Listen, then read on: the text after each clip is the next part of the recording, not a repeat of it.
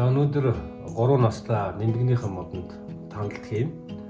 За өнгөрсөн намар энэ модонд бүх мөчрүүдийг нь тайрч ядгаар иш болгож агаад жимсэлцийн дүргэсхийн тулд залгалт хийсэн боловч амжилттай болоогүй. За ингээд зөнгөөр нь өрхөд өөрөө ургаж эхэлсэн. За өнгөрсөн хавар энэ 3 мөчөрт тайралт хийж ингээд салаалуулж ургахын тулд тайралт хийсэн.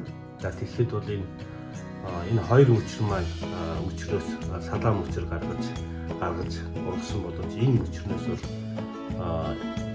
шинээр мөчр гарч ирлгүй тэр чигээр ургасан.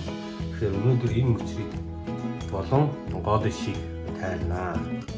За тэгэхээр эндээс та бүхэнсээ ажиглавал эндээс нэг шинэ мөчр гарч ирсэн байгаа харж байгаа. За үүний дээхэн талаас тайрчээ. За тэгэхээр энэ мөчрлийн үзүүрлөө очиж байсан шим дижилэн процесс энэ богинохон мөчрлөө очиж энэ эрчимтэй сайн урах болов гэж бодож байна. За оройн хэсгийг ингээ харахад бол энэ салаа мөчр маань гол ишнээсээ бол шим дижилэн процессыг булааж гол иш маань үзүүр маань сайн урахгүй байгааг та бүхэн харж байгаа. Тэгэхээр энд сайн ажиглавал нэг мөчр гарч ирсэн.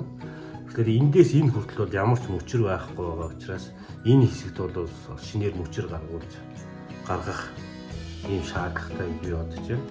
Тэгэхээр энэ оройн хэсгийг бол энэ мөчрний дээхэн талаар энэ хэсгээр таарай.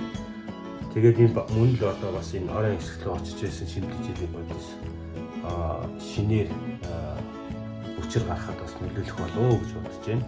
За тайрсны дараа бол иймэрхүү байдалтай боллоо.